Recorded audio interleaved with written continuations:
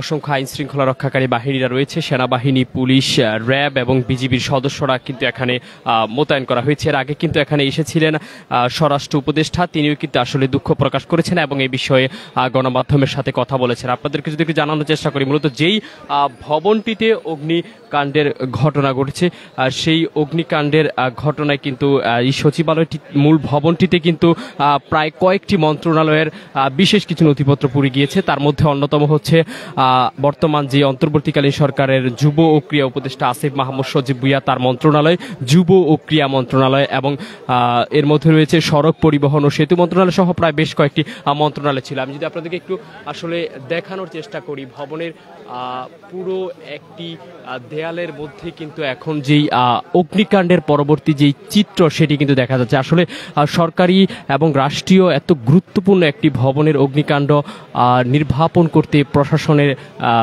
প্রায় 6 ঘন্টা সময় লেগেছে এবং এতে কিন্তু একজন ফায়ার সার্ভিস কর্মী তার পেশাদার দায়িত্ব পালন করতে গিয়ে ট্রাক চাপায় নিহত হয়েছে। সেই খবরও কিন্তু ইতিমধ্যে আপনারা হয়তো জেনেছেন। গতকাল রাত 1:52 কিন্তু মূলত অগ্নিকাণ্ডের সূত্রপাত ঘটে। আসলে প্রত্যক্ষদর্শীরা যেমনটা জানাচ্ছেন, আসলে অনেকেই কিন্তু বলছেন সরকারি এত গুরুত্বপূর্ণ একটি জায়গার অগ্নিকাণ্ড নির্বাপন করতে কেন ফায়ার সার্ভিসের প্রায় 6 ঘন্টা সময় লেগেছে, সেই প্রশ্ন কিন্তু তুলেছেন যারা আসলে সরাসরি এই দৃশ্যটি দেখেছেন। আপনাদেরকে যদি আমি একটু দেখানোর চেষ্টা করি, ভবনের প্রায় কয়েক জায়গায় পুরোটা যে এখানে অগ্নিকাণ্ড লেগেছে বিষয়টি এমন নয়।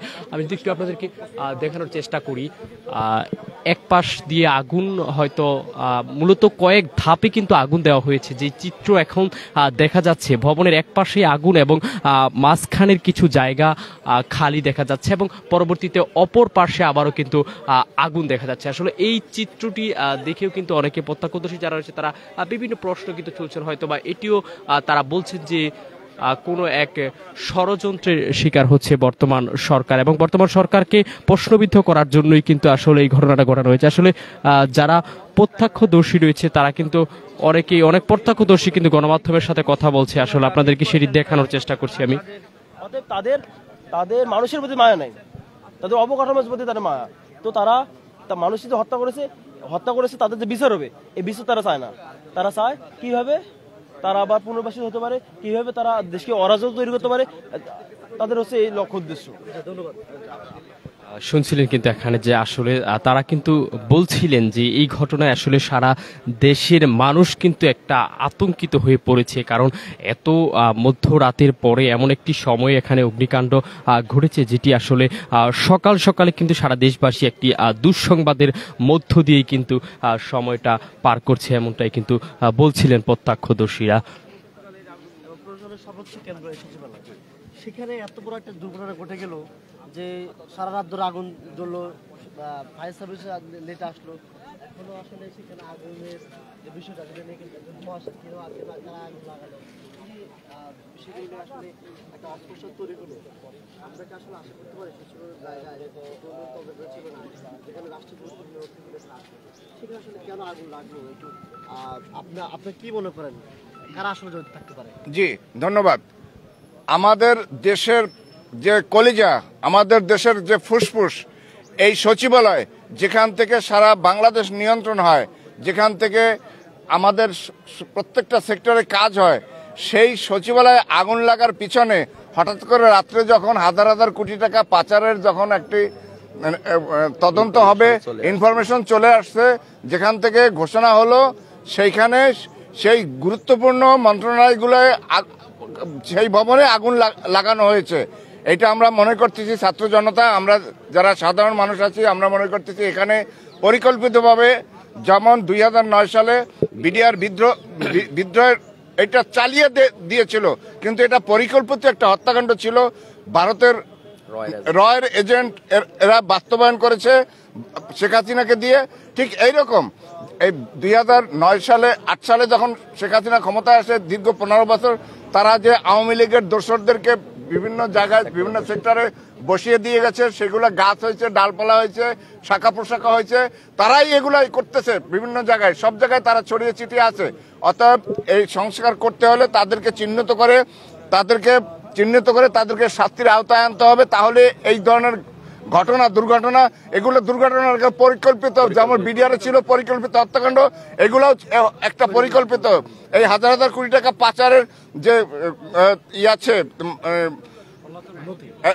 গতি আছে, গতিকে থামিয়ে দেওয়ার জন্য এইটা পরিকল্পিত এই ঘটনা ঘটানো হয়েছে। দর্শক আসলে আপনারা শুনছিলেন, কিন্তু সাধারণ মানুষও কিন্তু আসলে এটি নিয়ে অনেকটা ক্ষোভ প্রকাশ করেছেন। মূলত এটি কিন্তু ষড়যন্ত্রের অংশ হিসেবেও চিহ্নিত করছেন সাধারণ জনতা। আমি যদি একটু আপনাদেরকে আরো একবার এই ভবনটি দেখানোর চেষ্টা করি, মূলত যেখানে আগুনের সূত্রপাত ঘটেছিল, আর সেই ভবনটির এক পাশ দিয়ে আগুন এবং প্রায় কয়েক দফায় কিন্তু আগুনের ঘটনা ঘটেছে এখানে। মূলত ভবনটি সম্পূর্ণ এখনো অক্ষত অবস্থায় রয়েছে, তবে কিছু কিছু জায়গায় অগ্নিকাণ্ডের ঘটনা ঘটেছে। বিশেষ কিছু মন্ত্রণালয়ের ভিতরে কিন্তু বিশেষ কিছু মন্ত্রণালয়ের ভিতরেই মূলত এই অগ্নিকাণ্ডের ঘটনাটা ঘটেছে।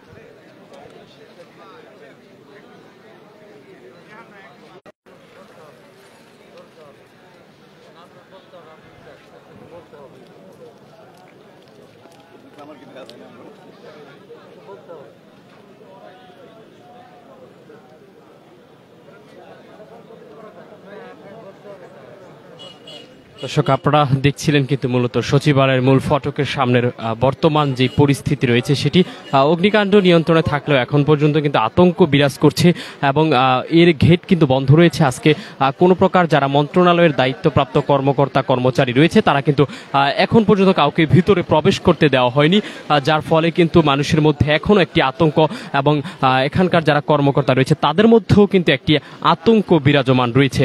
সর্বশেষ মূল ফটকের সামনে আমরা এই মুহূর্তে প্রশাসনের যেই কর্মকর্তারা রয়েছে তাদের দেখতে পাচ্ছি, তারাই কিন্তু নিরাপত্তা জোরদার এখানে রয়েছেন।